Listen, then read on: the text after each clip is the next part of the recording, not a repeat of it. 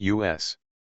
President Barack Obama on Friday rejected the proposed Keystone XL oil pipeline from Canada in a victory for environmentalists who campaigned against the project for more than 7 years. The pipeline would not make a meaningful long-term contribution to our economy, Obama told a press conference. He said it would not reduce gasoline prices, and shipping dirtier crude from Canada would not increase U.S. energy security. The denial of TransCanada Corp's more than 800,000 barrels per day project will make it more difficult for producers to develop the province of Alberta's oil sands. It could also put the United States in a stronger position at global climate talks that start in Paris on November 30, in which countries will aim to reach a deal to slow global warming. U.S. Secretary of State John Kerry, who determined the pipeline was not in the country's interest before Obama's final decision, said approving Keystone would significantly undermine our ability to continue leading the world in combating climate change. Keystone XL would have linked existing pipeline networks in Canada and the United States to bring crude from Alberta and North Dakota to refineries in Illinois and, eventually, the Gulf of Mexico coast.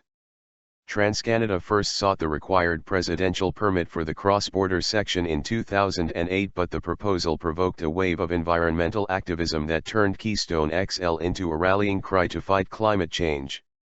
Blocking Keystone became a litmus test of the Green Movement's ability to hinder fossil fuel extraction in Canada's oil sands.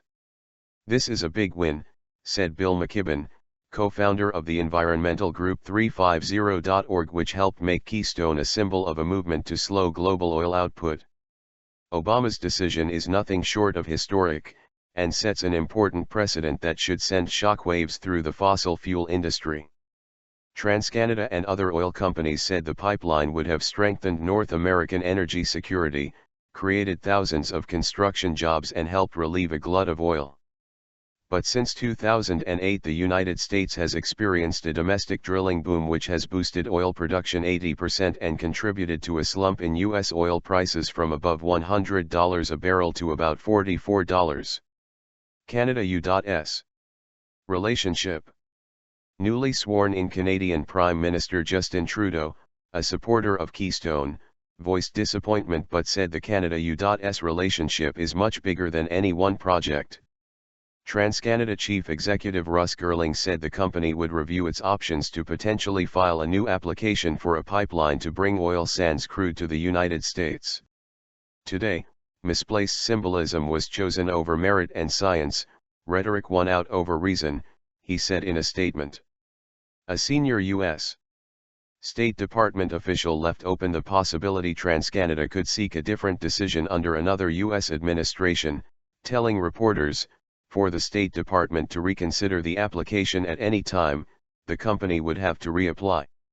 TransCanada had asked the Obama administration on Monday to pause the review in a move seen by many as an attempt to postpone a decision until a new U.S. president took over in 2017. TransCanada shares fell 5.2% on the Toronto Stock Exchange on Friday to 42 Cordobas and 90 centavos.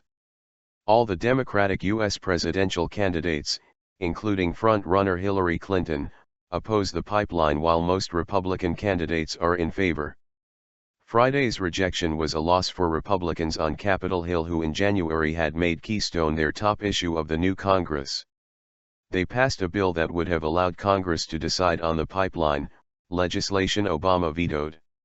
Senator John Hoeven, a Republican of oil-producing North Dakota, said TransCanada would be able to challenge the decision under international trade agreements such as NAFTA or the World Trade Organization. Obama's decision will have a chilling effect on any company considering building energy infrastructure, which could leave the United States at risk in the long term of not having the pipelines it needs, Hoeven said in an interview.